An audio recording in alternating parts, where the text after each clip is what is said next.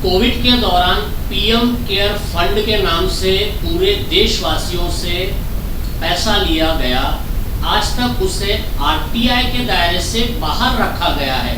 इस पर कांग्रेस की क्या रणनीति है? देखिए, हमारे नेताओं ने इस पर काफ़ी बार सवाल उठाने की कोशिश की है। जो भी आवाज़ उठाते हैं, हमारे राहुल गांधी जी पार्लियामेंट में हमेशा उठाते रहे हैं, तो उनके ऊपर ईडी की इंक्वायरी लगा देते हैं। 8-8 घंटे उनको टॉर्चर किया जाता है। सोनिया जी को इन द एज ऑफ 73 उनको टॉर्चर किया गया, 10-10 घंटे बिठा के रखा, जबकि उन्होंने कहा कि उनको काफ़ी फीवर था, डॉक्टर भी साथ में थे, लेकिन वो नहीं माने। देखिए, बीजेपी जो है ना, वो मुद्दों से भटकाने की पार्टी। जब 2014 में जब वो लोग लड़ रहे थे, तो उन्होंने अपना मैनिफेस्टो बनाया और उन्होंने 3G घोटाला लाया। ठीक है, फिर 2016 की रिपोर्ट है कि ऐसा कोई घोटाला हुआ ही नहीं था। 2019 के चुनाव आए, हम जीएसटी के अगेंस्ट में कर रहे थे, सारा सब चल रहा था देश में। आपने 2019 में आपने पुलवामा ला करके फिर माइंड डाइवर्ट कर दिया। मुस्लिम समाज को आपने डिस्टर्ब किया, 3 तलाक पे आप कानून ले आए। तो देखिए, ये भटकाने वाले जो ये सरकार जो चल रही है, भटकाने वाली है। और मोदी जी का सीधा है, वो सीधे मुद्दों पे बात करिए ना। अरे, आपसे हमारे कोई पर्सनल ग्रजेस नहीं है, नहीं आप मेरे कोई चचा है या मेरे कोई रिश्तेदार है। आप देश के प्रधानमंत्री, आप रोइए मत कैमरे पे आके, आप सीधे बात कीजिए। आपका सीना 56 इंच का है, बिल्कुल दिलेरी के साथ आप बात करिए, आप रोइए मत घड़ी घड़ी, वो अच्छा नहीं लगता है। आप मतलब अपने पद की गरिमा को बार बार डिमीन करते हैं, हमेशा बोलना नहीं चाहते, क्योंकि हम आपके पद की गरिमा का सम्मान करते हैं। लेकिन जिस तरीके की अभद्र भाषा का प्रयोग बीजेपी, मोदी जी और पूरी भाजपा करती है, ये शोभा नहीं देता है। और इसी से दिखता है कि बीजेपी कुछ नहीं है, रिमोट कंट्रोल आरएसएस के हाथ में है, क्योंकि वही महिलाओं का चरित्र जिस तरीके से छलनी करते नहीं था, जिसने सर्टिफिकेट, जो कि आपकी ये दायित्व है, ये आपका कर्तव्य है देशवासियों की सुरक्षा करना, आप कोविड वैक्सीनेशन के सर्टिफिकेट पर आप फोटो पे आप मुस्कुराए, ठीक है, आप मुस्कुराइए। तो कोविड से मरने वाले जो लोग थे, उनके मृत्यु प्रमाण पत्र पे मोदी जी की फोटो क्यों नहीं? सीधा सवाल करते हो। देखिए, देश की परिस्थितियां जो है, हमें वो समझनी पड़ेगी। अब बयानबाजी से काम नहीं है। महिला सुरक्षा पहला होना चाहिए। महिला बिल जो आपने लाया है, उसको आपको लागू करना ही पड़ेगा, क्योंकि अब महिलाएं रास्ते पर उतरेंगी।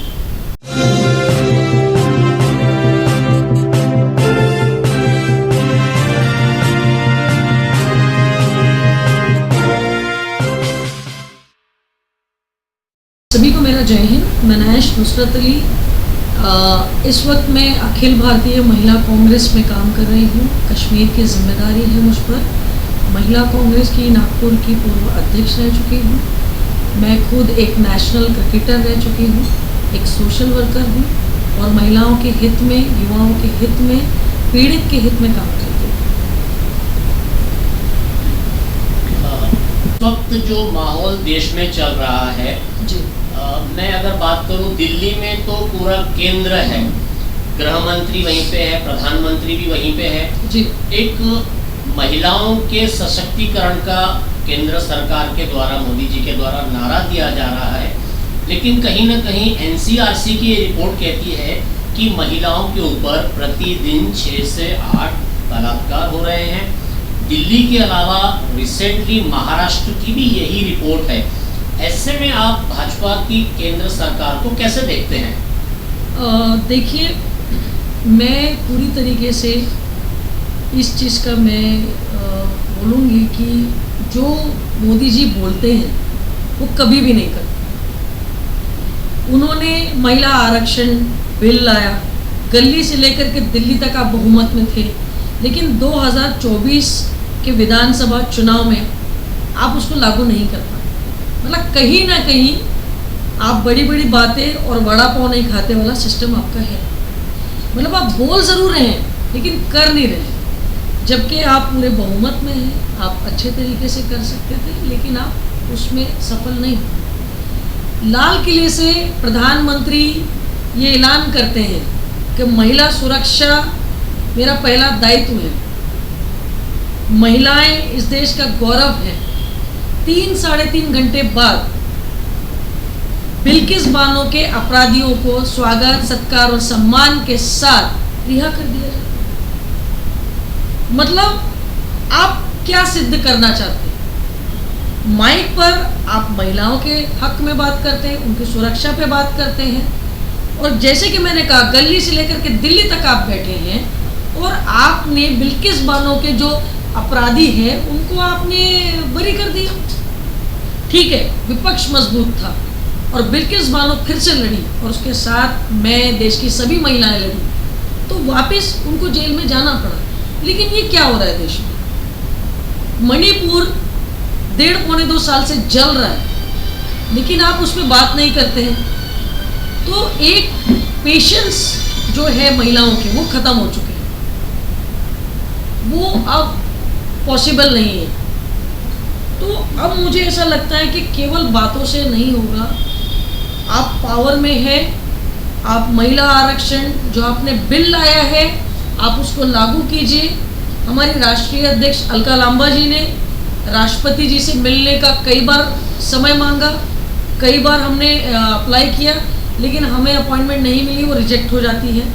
हम ये कहना चाहते हैं कि देश के राष्ट्रपति भी एक महिला है, तो हम ये चाहते हैं जो बिल लाया गया है उसको आप पारित क्यों नहीं कर रहे? किस चीज़ का डर है आपको? डर ये है क्योंकि कहीं ना कहीं ये आरएसएस को मानने वाले लोग हैं जो मनुष्य मूर्ति को मानते हैं, और मनुष्य मूर्ति में साफ साफ लिखा गया है महिलाएं केवल एक इस्तेमाल की वस्तु है। हाल ही के महाराष्ट्र में जो विधानसभा चुनाव संपन्न हुए हैं, इसके पहले महाराष्ट्र की युति सरकार ने महिलाओं को लाड़की बहन योजना के तहत 1500 रुपये देने का वादा किया और आगे चल के वे 2100 रुपये देंगे। ऐसे में आप इसे कैसे देखते हैं? क्योंकि जो रोष जनमानस में है महंगाई को लेकर या सरकार के द्वारा 2 हेलमेट को लेकर, आप इसे कैसे देखते हैं? देखिए, पहले आपका जो सवाल था कि 1500 रुपये जो दिया है, मैं कह रही हूँ 2.5-3 साल से महायुति महाराष्ट्र में थी, तब आपने लागू क्यों नहीं किया? तब आपने ये मुद्दा क्यों नहीं उठाया? तो ये सभी को दिख रहा है, ये बीजेपी की बौखलाहट थी, एक डर था, एक भय था, उनको दिख रहा था बीजेपी पूरी तरीके से बैकफुट पे आ गई है महायुति। तो ये किसी न किसी तरीके से महिलाओं को आकर्षित करने के लिए ये किया गया, और उनके पास पावर था, सत्ता थी, 3 महीने बचे थे चुनाव के लिए, तो उन्होंने उसको लागू कर दिया। पर क्या आपके चैनल के माध्यम से मैं महिलाओं से एक सवाल करती हूँ, क्या 1500 रुपये काफ़ी है?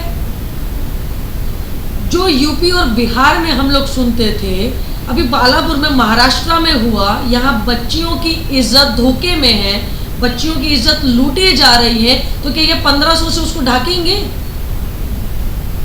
मैं ये सीधा सवाल देवेंद्र फडणवीस और एकनाथ शिंदे और अजित पवार से पूछ रही हूँ। मतलब आपने महाराष्ट्र की बहनों की ये किस चीज़ के लिए आप 1500 दे रहे हैं? आप ये बताइए मुझे।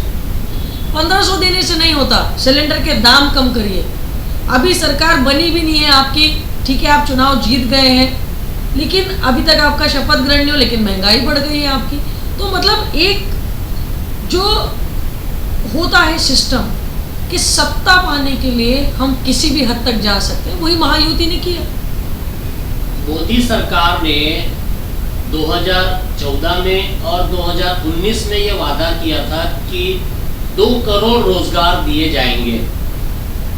अब तक कांग्रेस कमेटी की क्या रणनीति रही उन्हें घेरने में? देखिए, 2014 का जो उनका मैनिफेस्टो था बीजेपी का, वो कम्प्लीटली फर्जी था। एक इंटरव्यू में देश के होम मिनिस्टर ये कबूल कर चुके हैं कि वो चुनावी जुमला था, ठीक है।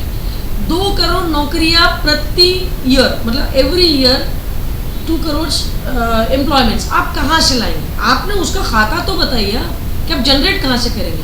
अगर आप भाई साहब, अगर आप लोन लेने जाते हैं तो बैंक आपको ये तो नहीं कहता ये ले लो पैसे आप लेके चले जाओ। आपकी रीपेमेंट कैपेसिटी देखता है, आपका बैलेंस शीट देखता है, आपका बैंक अकाउंट देखता है, आपका बैंक में व्यवहार कैसा देखता है। मतलब एक व्यवस्था बनाई जाती है, एक उसका पूरा सिस्टम होता है। आपके जो मन में है, आपने सत्ता पाने के लिए आपने कुछ भी कर दिया। 15 लाख रुपए तो आपने दिए नहीं, काला धन तो आया नहीं। मतलब देखिए, ये इन्होंने सिर्फ बोलने के लिए कह दी। अब ऐसा है कि इनको बोलने की आदत हो चुकी है। मोदी जी है बड़बोले, और ये केवल खुद के मन की बात करते हैं। ये कभी भी टीवी पे किसी भी समय पे प्रकट हो सकते हैं, अपने मन की बात की और चले गए। ऐसा नहीं होता। कोविड में जितने लोग मरे हैं वो सबसे ज़्यादा इस वजह से मरे हैं क्योंकि जो एक तरीका किया गया वो गलत था। मतलब आप अचानक से, जैसे नोटबंदी के टाइम आप प्रकट हो गए कि कल से ये नोट बंद हो जाएगा, सुबह उठे इंडिया बंद कोविड के टाइम पे। भाई हमारे यहाँ हमारी जो परिस्थितियाँ हैं इंडिया की, भारत की, वो अलग है। यहाँ बंदा डेली कमा के डेली खाता है, डेली वेजेस पे काम करता है। आप उसको ऐसे इंस्टेंट नहीं कर सकते थे, इसीलिए इतने लोगों की जान गई। मोदी जी को शौक है अपनी फ़ोटो खिंचवाने, हर जगह हर कैमरे पे फ़ोटो आ जाए। मैं आपके चैनल के माध्यम से एक बात करती हूँ, आपने कोविड वैक्सीन ली होगी सर, मैंने भी ली है, बहुत लोगों ने ली है। कोविड वैक्सीन लेते वक्त उस सर्टिफिकेट के ऊपर में मोदी जी मुस्कुरा रहे हैं, उनका फोटो है। देश में ऐसी कितनी ऐसी इमरजेंसियां मेडिकली लगी है, लेकिन ऐसा कोई प्रधानमंत्री, बिल्कुल ईवीएम में गड़बड़ी हुई है। मैं आपको एक बात बताती हूँ, जैसे यूट्यूब चैनल, ठीक है, आपके घर में आपके बच्चे भी होंगे, तो यूट्यूब जब आया तो उसको अच्छे यूज़ के लिए आया, लेकिन आज का हर व्यक्ति क्या उसको सही उसमें ही देख रहा है? नहीं, यह हमारे ऊपर है। हर इलेक्ट्रॉनिक चीज़, हर चीज़ में कुछ ना कुछ छेड़छाड़ हो सकती है। अगर मोदी जी अगर वो 56 इंच का सीना रखते हैं तो नैश नुसरत अली मोदी जी को, एक सामान्य लड़की हूँ मैं, हमारे देश की नागरिक हूँ मैं, भारत देश की नागरिक हूँ, मैं आपको ये कहती हूँ कि आप बैलेट पेपर पे वोटिंग करिए, आप बैलेट पेपर पे वोटिंग करिए। मैं आपको एक छोटा सा उदाहरण देती हूँ। योगी आदित्यनाथ गोरखपुर से आते हैं, जब गोरखपुर के वहाँ के लोकल इलेक्शंस हुए, ग्राम पंचायत और जैसे हमारे एनएमसी वगैरह के होते हैं, वो बैलेट पे हुए, बुरी तरीके से बीजेपी हार गई वहाँ पे। उसके बाद के जो इलेक्शंस हो रहे हैं अब वो लोग ईवीएम पे कर रहे हैं। मेरा ये कहना है, आप इतनी बातें करते हैं, आप अमेरिका जाते हैं, आप यूनाइटेड किंगडम जाते हैं, आज भी अमेरिका में बैलेट पेपर पर ही वोटिंग होती है। और मोदी जी, मैं आपको याद दिला दूँ, जब आप गुजरात के सीएम थे तब आप खुद ईवीएम का विरोध करते थे। तो मेरी आपसे हाथ जोड़ करके निवेदन है, मैं रिक्वेस्ट करती हूँ कि आने वाले जो भी चुनाव हैं वो हमें बैलेट पर होने चाहिए, और इसके लिए हम बिल्कुल संघर्ष करें। धन्यवाद। मोदी जी का ये कहना है कि ईवीएम मशीन को कांग्रेस ने लाया है, और जब भी वह हारती है तो ईवीएम पे दोष मढ़ा जाता है। अगर ऐसा ही है तो झारखंड का चुनाव भी पुनः होना चाहिए, ऐसा वे कहते हैं। साथ ही साथ उनका ये भी कहना है, सुप्रीम कोर्ट ये कहता है कि बैलेट पेपर पे चुनाव नहीं होगा, ईवीएम पर कोई भी सवाल उठाना संविधान के खिलाफ है। इस पर आप क्या कहेंगे? देखिए, अगर मोदी जी ये कहते हैं कि झारखंड में जो हमारी सरकार बनी है उससे हमें इस्तीफा देना पड़ेगा, सबसे पहले देश के प्रधानमंत्री आप रिजाइन करिए, पूरा देश के नेता रिजाइन करें। मैं आपको कहती हूँ, आप क्यों इतना घबराते हैं? आप करिए ना रिजाइन, पूरा देश आपको समर्थन करेगा। बैलेट पे वोटिंग तो करिए, आप बैलेट पे चुनाव लाइए, हम सब आपको समर्थन करेंगे। एक अंतिम प्रश्न मैं आपसे जानना चाहूँगा जी। केंद्रीय गृह मंत्री अमित शाह कह रहे हैं कि सीएए एनआरसी लागू किया जाएगा। ऐसे में अगर मैं महाराष्ट्र या नागपुर शहर की बात करूं तो कांग्रेस की क्या रणनीति है? सर, हम सड़कों पे उतरेंगे। आप किस आधार पे आप हमसे हमारा प्रमाण पत्र मांग रहे हैं? हम हमारे देश के नागरिक हैं। सबसे पहले अब आपने आधार कार्ड को मेन बना दिया है, ठीक है। इलेक्शन कार्ड से आप चुन करके आए और आधार कार्ड से अब आप हमारे को देश से बाहर करोगे क्या? सबसे पहले आप रिजाइन करिए, सबसे पहले आप रिजाइन करिए, उसके बाद आप देश की जनगणना कराइए, और पहले तो आप अपना प्रमाण पत्र बताइए मोदी जी, उसके बाद में आप ये सवाल कीजिए।